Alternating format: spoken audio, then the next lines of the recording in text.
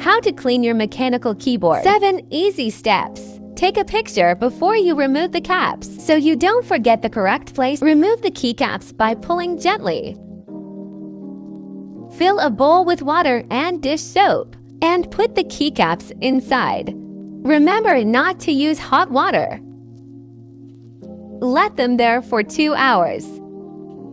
Use a keyboard vacuum to remove the dirt. I got mine on Temu for $15.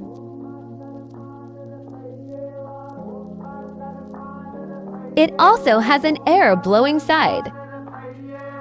Use a microfiber towel to remove the smudges.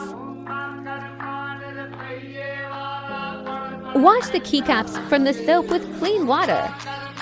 Use the picture you took to replace the keycaps. Pro tip: start with the bigger keys to create a frame. Save this tutorial for later.